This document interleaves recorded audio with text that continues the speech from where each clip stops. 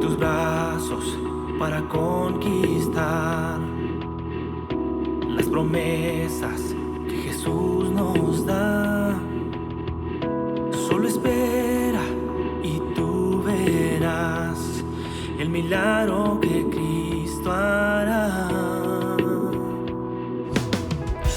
Un lugar para celebrar la victoria que su sangre nos da. Solo confía y cree en Él, que en familia lo encontrará. Hay un lugar para todos, en familia de Dios.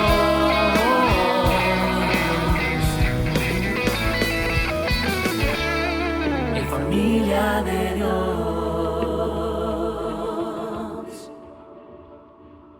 El 6 de enero se celebra en muchos lugares del mundo el Día de los Reyes Magos. Y cada vez que hay una celebración que impacta al mundo o a una parte del mundo, siento la responsabilidad de predicar acerca de ese tema. Así es que vamos a adentrarnos entonces al mensaje para esta mañana. La visita de los magos de Oriente está registrada exclusivamente en el Evangelio según San Mateo. Para poder estudiar esta historia con seriedad necesitamos primeramente hacer a un lado las leyendas que se han incrustado a este suceso maravilloso. A la luz del texto bíblico no tenemos suficiente evidencia de que hayan sido 3 individuos, tampoco podemos sustentar que estos fueron reyes. Fue Tertuliano hasta el siglo III quien los denominó como reyes. Mucho menos podemos aseverar cuáles eran sus nombres. Asimismo, es una imprecisión plantear que estos magos llegaron al establo durante la noche de la Navidad, ya que estos habrían llegado mucho tiempo después. En el texto griego es notorio que no se habla de Jesús como un brefos, es decir, no se habla de Jesús como un bebé recién nacido, sino como un paidion, es decir, como un niño. Todo indica que después del nacimiento de Jesús, José y María decidieron establecerse en Belén por un tiempo. Por lo tanto, cuando popularmente se dice que 3 reyes magos llamados Melchor, Gaspar y Baltasar llegaron durante la noche de la primera Navidad a adorar al niño Jesús que estaba en el establo sobre el pesebre envuelto en pañales, se está injertando a la historia una serie de leyendas que no pertenecen a la pureza del relato bíblico. Un detalle sumamente trascendental es que el Evangelio de Mateo fue escrito primordialmente para una audiencia judía.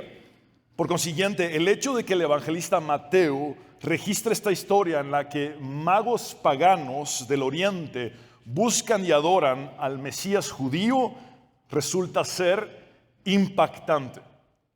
Si pudiéramos definir la historia de la visita de los magos en una sola palabra, esta sería desafiante. En efecto, esta historia desafía a la élite religiosa, desafía a la esfera política y desafía también a el mundo entero en toda era. Estoy consciente de que el título de este mensaje puede herir susceptibilidades, ya que es tan desafiante como la historia misma. Y este es: los paganos adoran a Jesús. Ese es el título de este mensaje. Los paganos adoran a Jesús. Leamos el relato en Mateo capítulo 2, versículos del 1 al 12, en el nombre del Padre, del Hijo y del Espíritu Santo. Cuando Jesús nació en Belén de Judea en días del rey Herodes, vinieron del oriente a Jerusalén unos magos, diciendo: ¿dónde está el rey de los judíos que ha nacido? Porque su estrella hemos visto en el oriente y venimos a adorarle. Oyendo esto, el rey Herodes se turbó y toda Jerusalén con él. Y convocados todos los principales sacerdotes y los escribas del pueblo, les preguntó dónde había de nacer el Cristo. Ellos le dijeron: en Belén de Judea, porque así está escrito por el profeta: y tú, Belén, de la tierra de Judá, no eres la más pequeña entre los príncipes de Judá, porque de ti saldrá un guiador que apacentará a mi pueblo Israel. Entonces Herodes, llamando en secreto a los magos, indagó de ellos diligentemente el tiempo de la aparición de la estrella. Y enviándolos a Belén, dijo: id allá y averiguad con diligencia acerca del niño, y cuando le halléis, hacedmelo saber para que yo también vaya y le adore. Ellos, habiendo oído al rey, se fueron, y aquí la estrella que habían visto en el oriente iba delante de ellos, hasta que llegando se detuvo sobre donde estaba el niño. Y al ver la estrella se regocijaron con muy grande gozo. Y al entrar en la casa vieron al niño con su madre María, y postrándose lo adoraron, y abriendo sus tesoros le ofrecieron presentes: oro, incienso y mirra. Pero siendo avisados por revelación en sueños que no volviesen a Herodes, regresaron a su tierra por otro camino. En esta ocasión, más que explorar el relato de corrido, anhelo exponerles el texto agrupándolo en los diferentes desafíos que este presenta. Abordaremos este texto bíblico explorando la teología de la narrativa. En la teología de la narrativa, Mateo compele a sus lectores a identificarse con los magos paganos y no con la esfera política de Herodes ni con la élite religiosa de los judíos.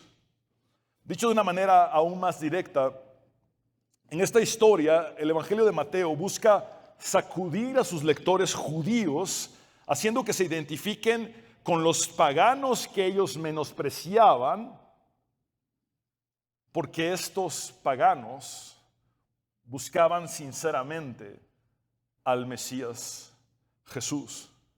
Mateo conduce a su audiencia judía al abandono de la exclusividad religiosa altiva. Se los digo de esta manera: Mateo conduce a su audiencia judía al abandono del exclusivismo religioso altivo e invita a sus lectores a abrazar la realidad de que la misión de Dios a través del Mesías Jesucristo es la salvación del mundo entero. Lo primero que hallamos en la teología de la narrativa es un desafío a los prejuicios religiosos. De entrada, esta historia desafía los prejuicios que los judíos tenían contra los paganos. Veamos nuevamente los primeros 2 versículos del relato. Cuando Jesús nació en Belén de Judea, en días del rey Herodes, vinieron del oriente a Jerusalén unos magos, diciendo: ¿dónde está el rey de los judíos que ha nacido? Porque su estrella hemos visto en el oriente y venimos a adorarle. La pregunta que surge es: ¿quiénes fueron estos magos y por qué buscaban al rey de los judíos para adorarle? Lo primero que debemos hacer es quitar de nuestra mente el concepto actual de lo que es un mago. Porque en el presente, al decir mago, muchos piensan en un personaje como David Copperfield o David Copperfield. Otros se imaginan a un hombre sacando un conejo de un sombrero grande. Sin embargo, en el contexto de esta historia, un mago era alguien muy diferente. La palabra griega magos, que se traduce como mago, corresponde al término arameo jartón, que es de origen persa. Los magos o sabios de Oriente pertenecían a un grupo especial de científicos paganos con cierta dimensión teológica, religiosa y quizás con alcances políticos, diplomáticos. Estos habrían llegado a Jerusalén en calidad de dignatarios extranjeros. Los magos indagaron con sinceridad en la evidencia que tuvieron disponible y estuvieron tan seguros de la misma que actuaron con certeza buscando al rey de los judíos que había nacido. Ciertamente la astrología como una forma de adivinación está prohibida en las Escrituras. Sin embargo, Dios en su soberanía y misericordia les reveló el nacimiento de su hijo a los magos de una forma en la que ellos pudieran entenderlo.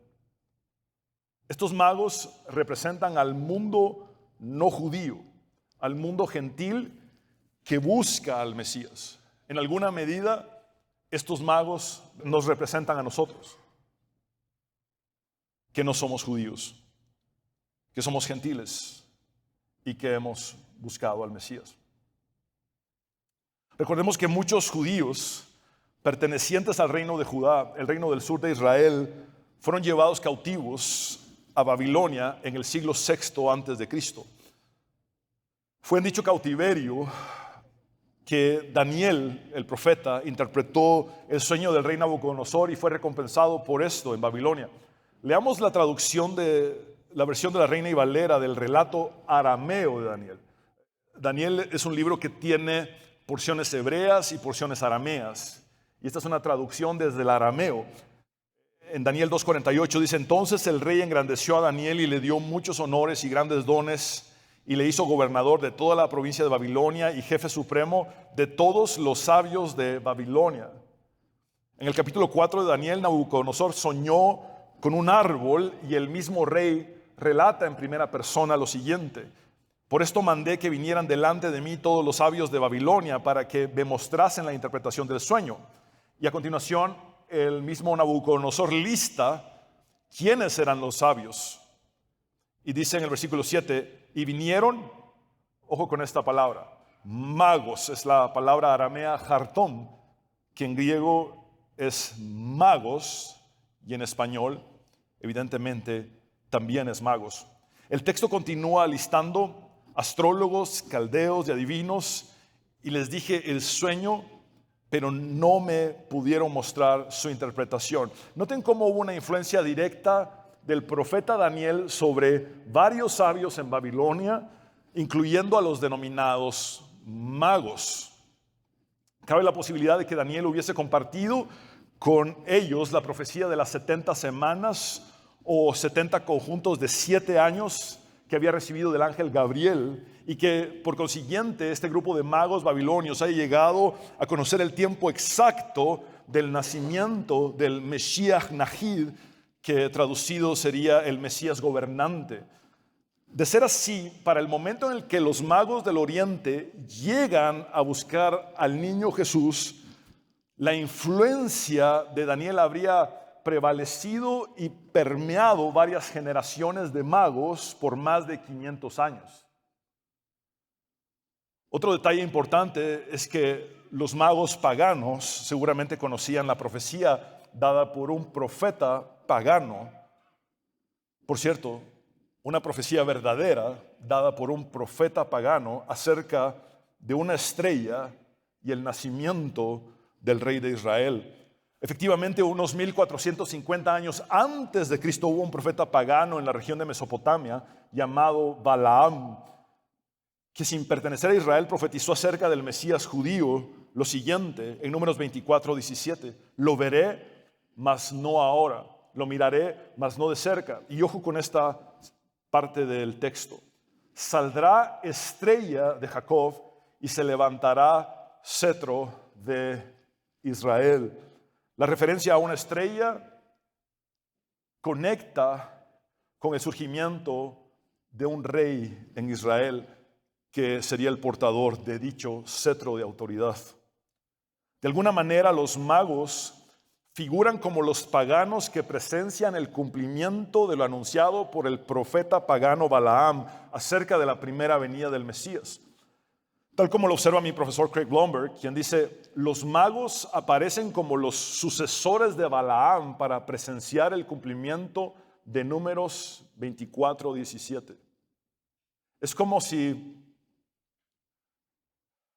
esta profecía dada por un pagano hubiese sido recogida por magos paganos como sucesores de este profeta pagano para ver el cumplimiento de Números capítulo 24, versículo 17. Saldrá estrella de Jacob y se levantará cetro de Israel. Varios siglos antes de la profecía de Balaam, Jacob, el nieto de Abraham, antes de morir profetizó sobre su hijo llamado Judá, diciendo: el cetro no se apartará de Judá, ni de entre sus pies el bastón de mando, hasta que llegue Shiloh, el verdadero rey, quien merece la obediencia de los pueblos. Ahora volvamos al tiempo en el que Jesús era un niño de alrededor de 2 años de edad. Veamos precisamente el momento en el que los magos expusieron cuáles eran sus motivos al buscar al rey de los judíos que había nacido. Leamos nuevamente el versículo 2 de nuestro texto base. ¿Dónde está el rey de los judíos que ha nacido? Porque su estrella hemos visto en el oriente y venimos a adorarle. A menudo se creía que una nueva estrella en el cielo presagiaba el nacimiento de una persona importante en la tierra. Ha habido mucha especulación respecto a la estrella que vieron los magos. El hecho de que ellos afirmen con suma certeza que han visto la estrella que anuncia el nacimiento del rey de los judíos indica que estos habían estado involucrados en la observación y el estudio de los astros. La estrella pudo haber sido desde un fenómeno cósmico hasta una señal milagrosa, similar a la columna de fuego que vemos en el Éxodo, que se movía junto con los hebreos en el desierto. Incluso la estrella que vieron los magos pudo haber sido una combinación de un fenómeno cósmico y de una señal milagrosa. En síntesis, los magos del Oriente mezclaron la observación astronómica con la especulación astrológica. Estos desempeñaron roles tanto políticos como religiosos y fueron personajes prominentes en su lugar de origen. Pero ¿cómo es que la historia de los magos del Oriente es un desafío a los prejuicios religiosos? En el contexto del primer siglo, el exclusivismo étnico-religioso de los judíos llegaba a ser altamente hostil y prepotente. Esto se reflejaba en parte en que los judíos evitaban relacionarse e interactuar con los gentiles o no judíos, porque de entrada consideraban que alguien no judío era impuro o inmundo y hasta detestable o abominable. Para un judío, cualquier contacto con un no judío era un foco de contaminación. Incluso tenemos registros históricos de que los judíos solían llamar despectivamente a los no judíos con el sobrenombre de perros. Era un mundo muy, muy distinto. Sin embargo, en esta historia vemos a paganos buscando al Mesías Jesucristo, a quien reconocen como el rey de los judíos para adorarlo. Cuán sorprendente es que en el Evangelio de Mateo, un libro dirigido específicamente a una audiencia judía, las primeras personas que adoran a Jesús sean magos paganos. Les recuerdo que el relato de las huestes celestiales y los pastores que adoran a Jesús es del Evangelio de Lucas. En Mateo encuentras el nacimiento de Jesús e inmediatamente después a paganos adorándolo. Hay una intención muy marcada del evangelista Mateo. Esta es claramente una imagen de Dios atrayendo a las naciones paganas al Mesías judío. El Mesías prometido no es simplemente el rey de los judíos, sino el rey de todos los pueblos y naciones. Es el punto número 2. La teología de la narrativa presenta también un desafío a los prejuicios políticos. La pregunta que los magos le hacen a Herodes deja claro que ya ha nacido el niño que tiene el derecho legítimo al trono de Israel. Por consiguiente, esto coloca a Herodes como un usurpador del trono. Versículo 3. Oyendo esto, el rey Herodes se turbó o aterrorizó y toda Jerusalén con él.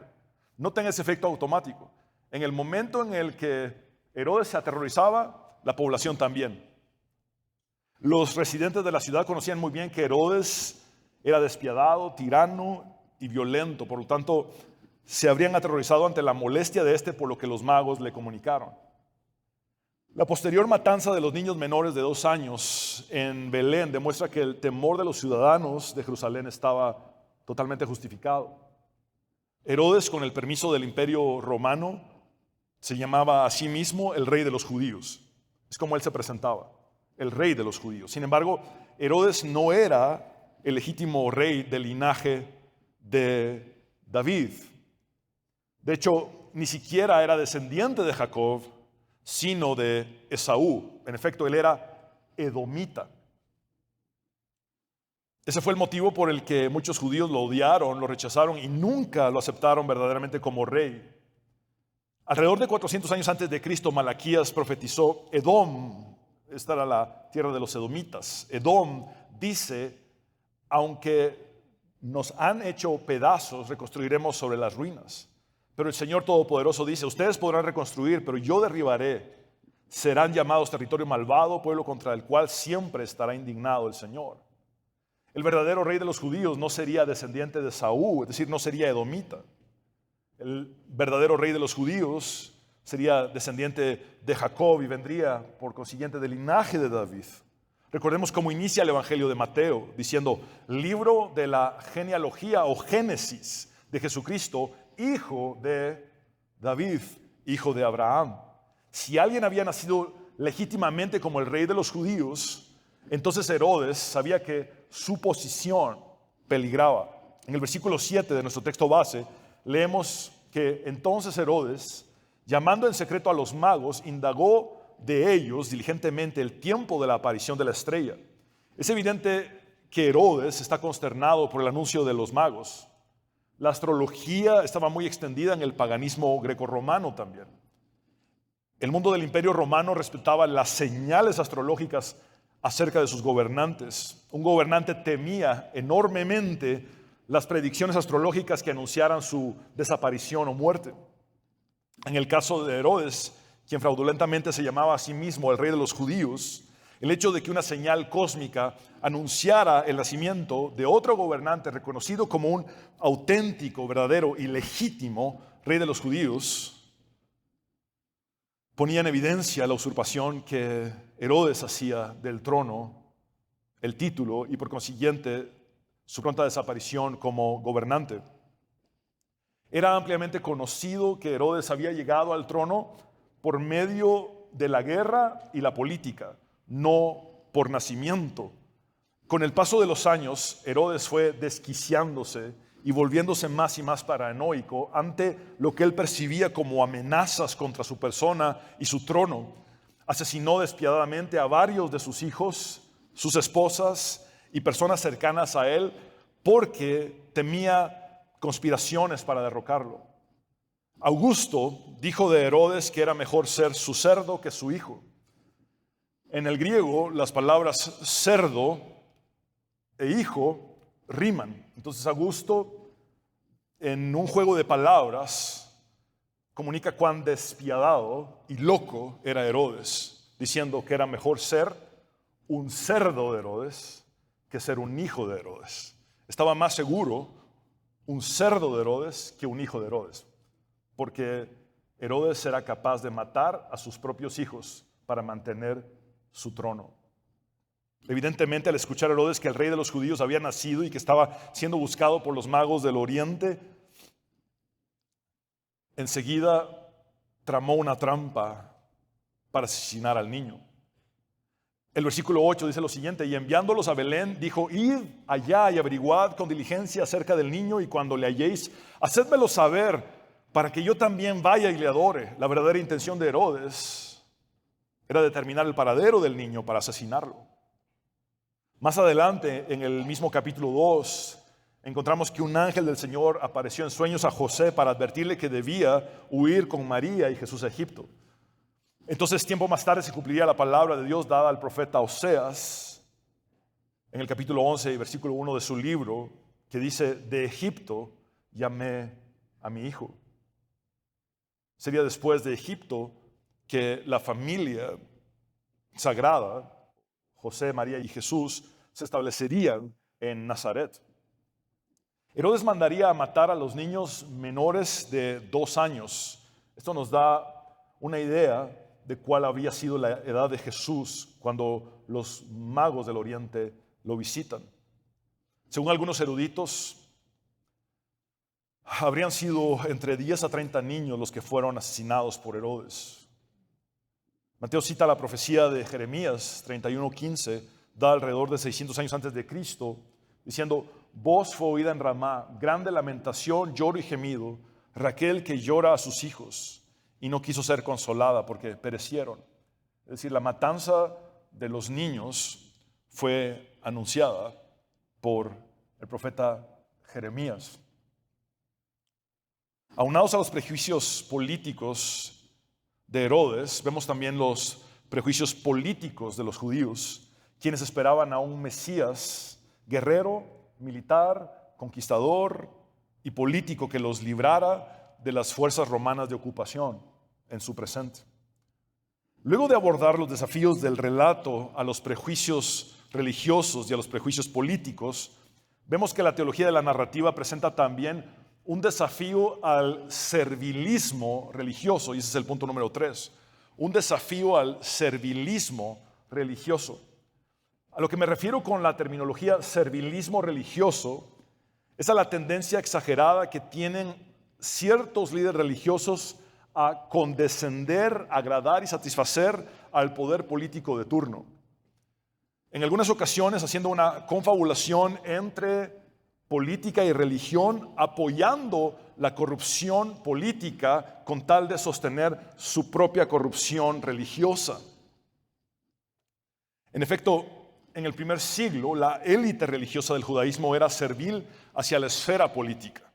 El erudito Richard Horsley observa que los sacerdotes y escribas de este periodo representaban la clase dominante y que los intereses de estos estaban aliados con los de Herodes. Es decir, aquellos que estaban llamados a pastorear al pueblo, en lugar de preocuparse por el pueblo, se preocupaban de sus propios intereses para sacar ventaja de su relación con líderes políticos. Cualquier parecido con la realidad actual, no es mera coincidencia.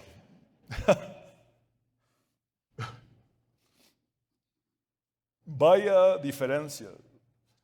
Vemos a los profetas del siglo VIII, por ejemplo, haciendo una justicia social sumamente evidente.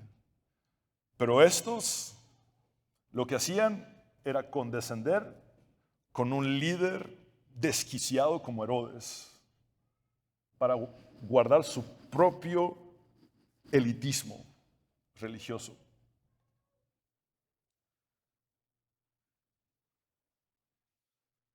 Dicho de una forma más cruda, los líderes religiosos judíos respaldaban convenencieramente a un gobernante tirano y déspota que había asesinado a miembros de su propia familia para mantener el trono, que abusaba de su poder y autoridad, que aterrorizaba a los ciudadanos y explotaba al pueblo con impuestos opresivos y trabajos forzosos.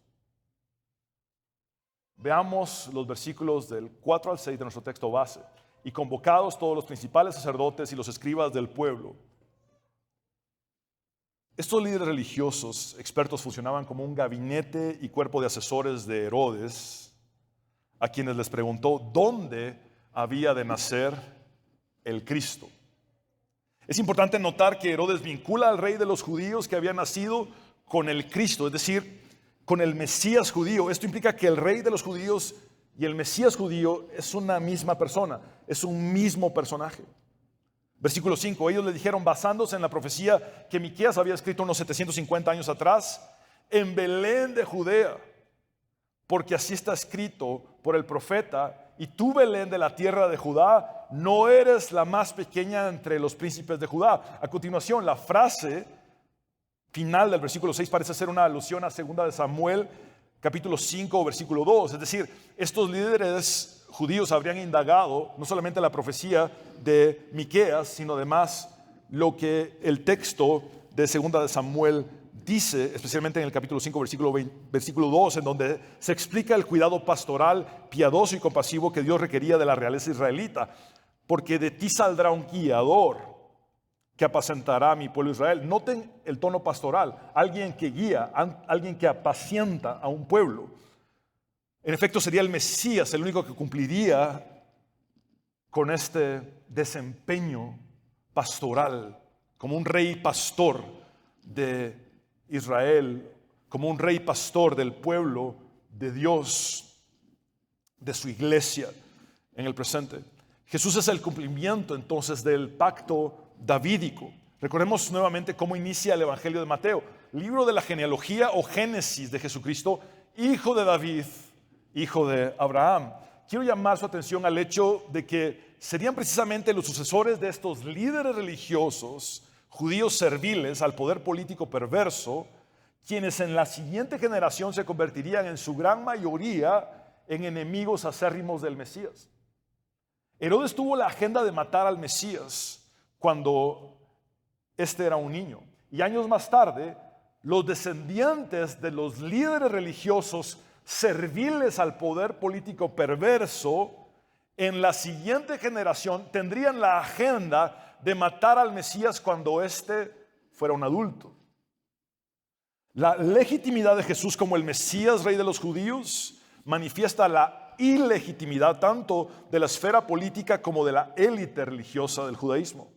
Es irónico que los líderes religiosos judíos no se molestaran en recorrer 8 kilómetros de Jerusalén a Belén, pero que estos magos paganos hayan hecho un gran esfuerzo de viajar por lo menos unos 1500 kilómetros durante meses con tal de hallar al Mesías. Dichos líderes religiosos judíos eran quienes más sabían de las profecías acerca del Mesías, sin embargo, fracasaron al no actuar conforme a la verdad que conocían. En contraste a estos, personas paganas de quienes no se esperaba absolutamente nada, hicieron todo su esfuerzo, buscaron con toda entrega al Mesías judío con el fin de adorarlo. Y esto nos lleva al punto número 4 y final. La teología de la narrativa presenta también un desafío al mundo entero. Veamos los versículos del 9 al 11. Ellos, los magos, habiendo oído al rey, se fueron, y he aquí la estrella que habían visto en el oriente iba delante de ellos, hasta que llegando se detuvo sobre donde estaba el niño. Al parecer, la estrella que los magos habían divisado a la distancia los había guiado hasta Israel. Entonces ellos dedujeron equivocadamente que el niño, que era rey de los judíos, se encontraría en el palacio de Jerusalén. Pero ahora la estrella hace algo que ellos aparentemente no se esperaban. La estrella se empieza a mover de una forma marcada hasta llevarlos al punto exacto donde se encontraba el niño. Versículo 10. Y al ver la estrella, es decir, al ver cómo la estrella se movió guiándolos hacia el lugar preciso, se regocijaron con muy grande gozo. Lo que los magos entendieron como la señal y guía divina para encontrar al rey de los judíos los llenó plenamente de alegría y regocijo. Un gozo muy grande es la respuesta apropiada al reino del Mesías. Ese gozo debe seguir vigente entre nosotros. Jesús habla de un gozo cumplido, un gozo que no es dependiente de circunstancias ni de situaciones que fluctúan, sino un gozo total que es cumplido en Jesús. Versículo 11. Y al entrar los magos en la casa, noten que no es un establo, sino una casa.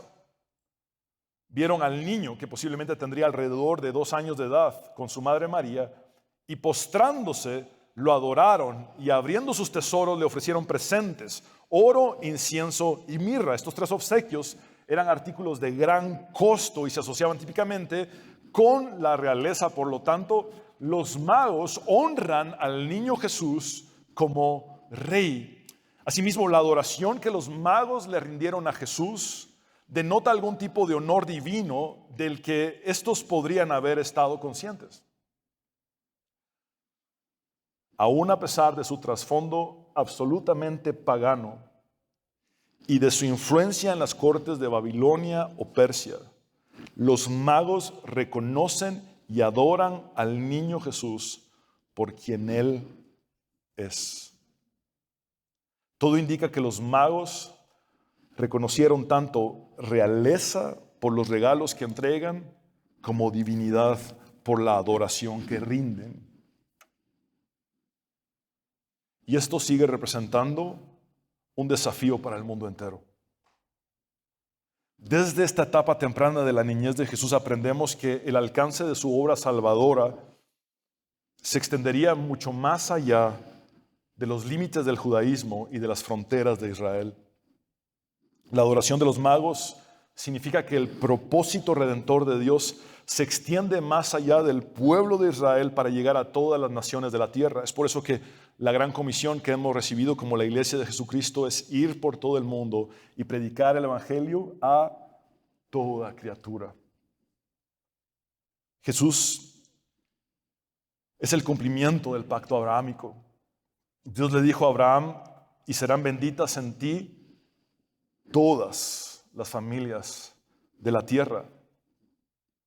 Sería precisamente de la descendencia de Abraham que vendría el Mesías, Salvador del mundo, el Salvador de las familias de la tierra, incluyendo las familias de estos magos paganos.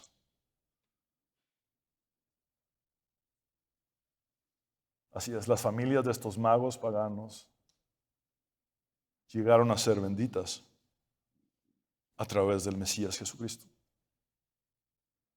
Recordemos nuevamente el inicio del Evangelio de Mateo, libro de la genealogía o génesis de Jesucristo, hijo de David, pero además hijo de Abraham. Jesús es el cumplimiento tanto del pacto abrahámico como del pacto davídico. El relato de la historia de los magos concluye con la protección sobrenatural de Dios para estos. En el versículo 12 dice, pero siendo avisados por revelación en sueños que no volviesen a Herodes, regresaron a su tierra por otro camino. Y esta es la conclusión de este mensaje. Alrededor de 700 años antes de Cristo, Isaías profetizó, y acudirán las naciones a tu luz. El profeta anuncia la redención de las personas de todos los pueblos y los reyes al resplandor de tu amanecer. Cristo es la luz de los reyes. Él es el Rey de reyes, el Señor de señores. Unos 500 años antes de Cristo, el profeta Ageo profetizó el siguiente oráculo: y haré temblar a todas las naciones, y vendrá el deseado de todas las naciones, y llenaré de gloria esta casa, ha dicho Jehová de los ejércitos. Cristo es el deseado de todas las naciones, tanto en su primera venida como lo será en su segunda venida. En tiempos del Nuevo Testamento, Pablo predicó el Evangelio en un contexto totalmente pagano, en el Areópago de Atenas, Grecia. En el discurso que Pablo dirige a una audiencia totalmente pagana, toma estratégicamente el monumento pagano al Dios no conocido que los griegos habían edificado para evangelizarlos. En otras palabras, Pablo, andando por Atenas, se da cuenta de la inmensa idolatría y el paganismo de los griegos. Y era tanto su politeísmo que ellos dijeron, en caso de que se nos haya escapado algún dios, hagamos este monumento al Dios no conocido. Y entonces Pablo se da cuenta que existe un monumento totalmente pagano e idolátrico a un Dios no conocido. Pero estratégicamente Pablo le dice, veo que ustedes adoran al Dios no conocido, y es precisamente de ese Dios que ustedes no conocen del que yo vengo a hablarles. ¿Ven cómo Pablo toma algo que cualquier religioso hubiera desechado como un punto de referencia para guiar la mirada de los paganos hacia el único y verdadero Dios? Y esta historia nos da muchas lecciones el día de hoy.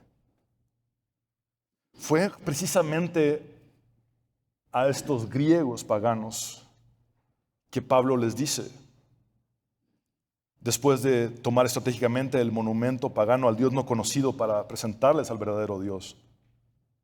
En el capítulo 17, versículos 26 y 27, de un solo hombre hizo Dios todas las naciones para que habitaran toda la tierra, y determinó los períodos de su historia y las fronteras de sus territorios. Esto lo hizo Dios para que todos lo busquen y, aunque sea a tientas, lo encuentren. En verdad, Él no está lejos de ninguno de nosotros. Nuestra postura como iglesia, por ejemplo, es celebrar la Navidad porque anhelamos alcanzar a los perdidos. Considero un enorme desperdicio el no celebrar la Navidad cuando billones de personas alrededor del mundo, de una forma u otra, están conscientes del nacimiento de un Mesías.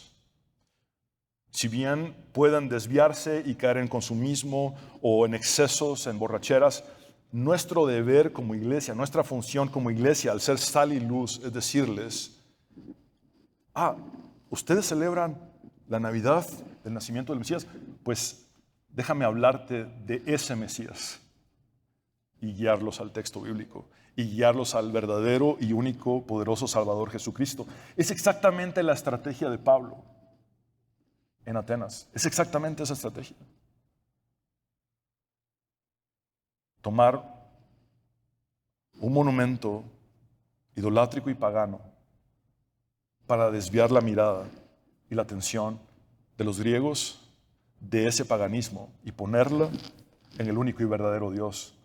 Cuando vemos que se tergiversa una celebración como la Navidad, nuestra función como iglesia es desviar la mirada de la gente de esa tergiversación y enfocarlos en la verdadera Navidad, en el hecho de que el Salvador del mundo se encarnó y vino a salvarnos y a buscarnos.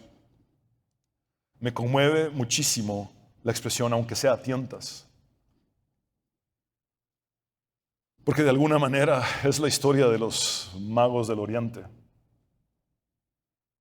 Todo lo que conocían era una especie de sincretismo con muchas cosas, una influencia de un profeta que hizo historia en Babilonia, Daniel, que habló de unas 70 semanas, que un ángel le reveló, y luego de ese verdadero profeta Daniel que sobrevivió al foso de los leones, que habló de un Mesías que habría de venir, pero a la vez tenían su astrología, su astronomía, tenían su religión pagana, tenían una mezcla de todo y ahí estaban a tientas. Y en medio de esa ceguera espiritual, Dios misericordiosamente les revela el nacimiento de su Hijo, Jesús. Mi profesor Craig Blomberg aporta pertinentemente que Dios a menudo elige revelarse a los paganos, a veces incluso en medio de sus prácticas religiosas, para conducirlos a la verdad completa que solo se encuentra en Cristo. Se los vuelvo a leer. Dios a menudo elige revelarse a los paganos, a veces incluso en medio de sus prácticas religiosas, para conducirlos a la verdad completa que solo se encuentra en Cristo. Los magos del Oriente habrían sido sacerdotes de una religión pagana. Fue por medio de sus prácticas religiosas paganas que finalmente, por la misericordia de Dios, fueron dirigidos a Cristo, quien es la única verdad. Mi profesor Craig Keener expresa brillantemente que incluso lo más pagano de los paganos puede responder a Jesús si se le da la oportunidad. Incluso lo más pagano de los paganos puede responder a Jesús si se le da la oportunidad. ¿Saben qué significa esto? Que los religiosos tendemos a descartar a los paganos, pero Dios quiere salvarlos. Un judío habría dicho: ¿a qué vienen estos perros inmundos, impuros? ¿A qué vienen estos perros detestables a contaminar mi santidad?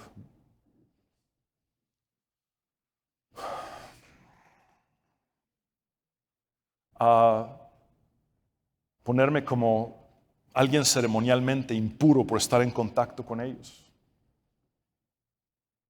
Pero Jesús no actuó de esa manera.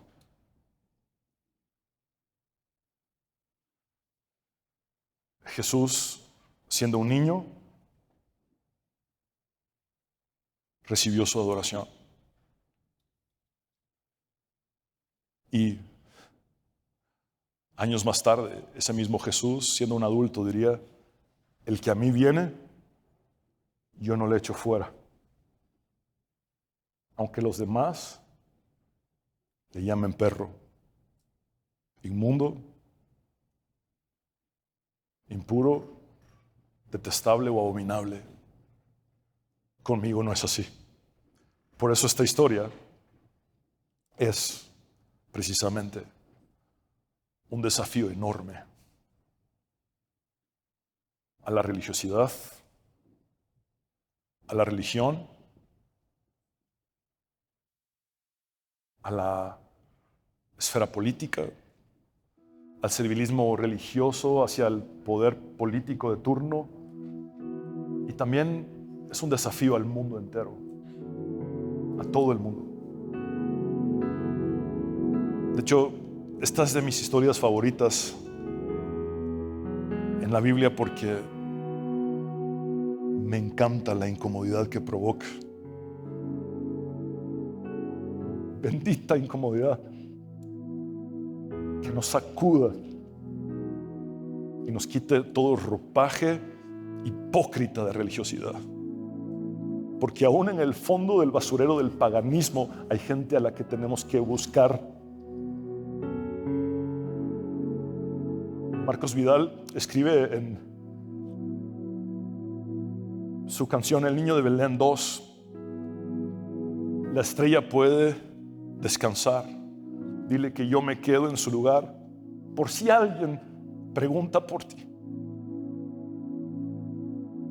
Ninguna piedra volverá a hablar por mí. Ustedes saben que las estrellas a grandes rasgos son piedras refulgentes. Y Jesús dijo en la entrada triunfal que si estos callaran, las piedras hablarían. Marcos Vidal dice: la estrella puede descansar. Dile que yo me quedo en su lugar, porque ninguna piedra volverá a hablar por mí. Hace un par de años escribí este pensamiento que quiero compartir con ustedes textualmente. Jesús, cuando era niño, fue buscado por los magos del oriente en un lugar equivocado, el palacio de Jerusalén. Después de su resurrección, el Señor fue buscado por las mujeres en otro lugar equivocado, entre los muertos. ¿En dónde lo has estado buscando tú? Nunca olvides que aun cuando puedas estar buscando en el lugar equivocado, de una manera u otra encontrarás a Cristo, o más bien Él te encontrará a ti. Lo cierto es que Él vino a buscar y a salvar lo que se había perdido.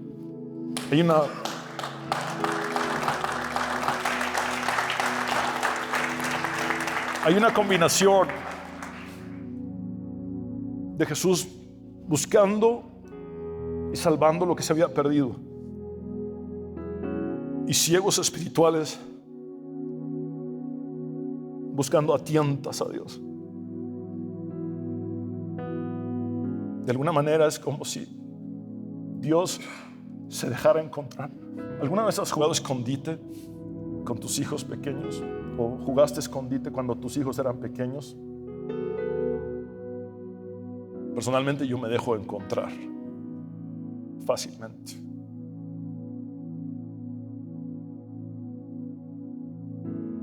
Esa es la historia de estos magos, ciegos espiritualmente.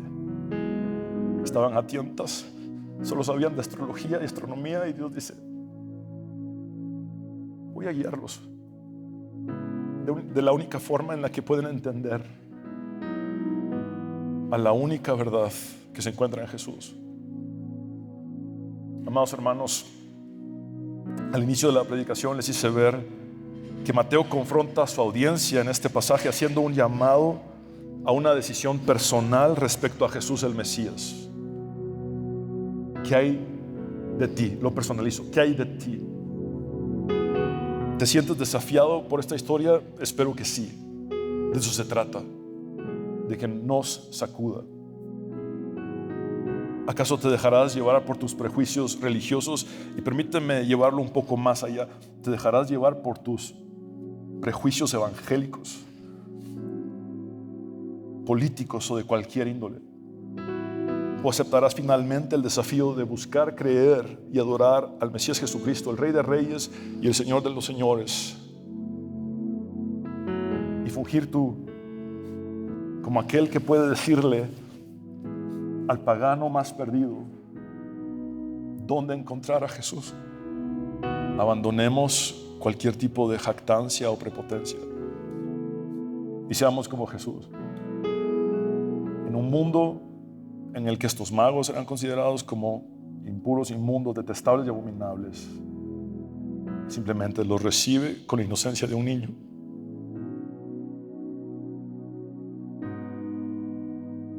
Ese es el Evangelio de Jesucristo, que desde su niñez es una realidad. Te invito a orar. Señor, te damos gracias por hablarnos. Tu palabra que es viva y eficaz y más cortante que toda espada de dos filos. Señor, solo tú tienes palabras de vida eterna. ¿A quién iremos? ¿A quién iremos sino solo a ti, Señor? No hay otro nombre bajo el cielo. No hay otro mediador entre Dios y los hombres, sino solo Jesucristo. Señor, aquí estamos, desafiados. Desafiados en nuestra religiosidad.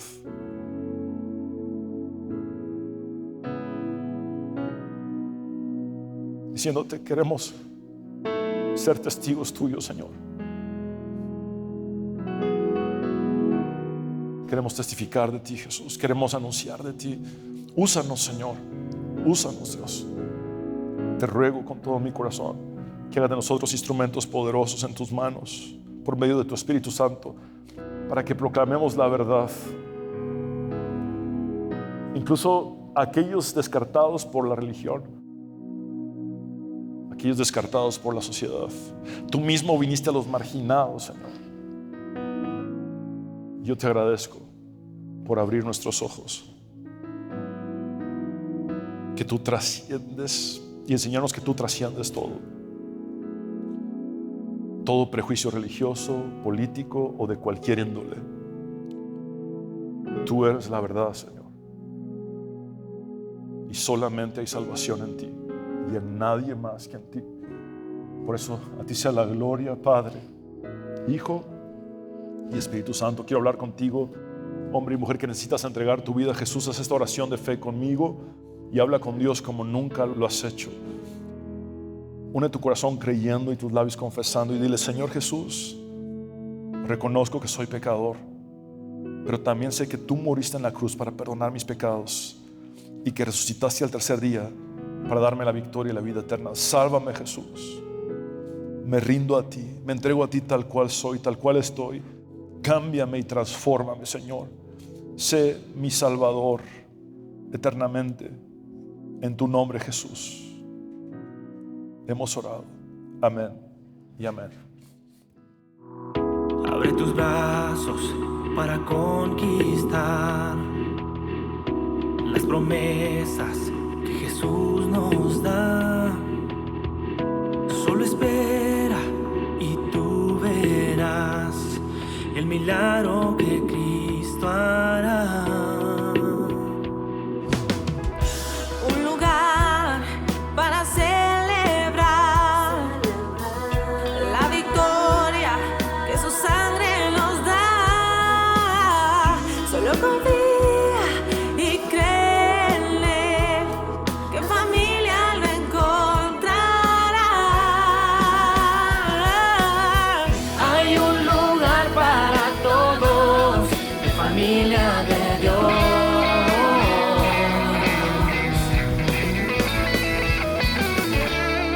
En familia de Dios.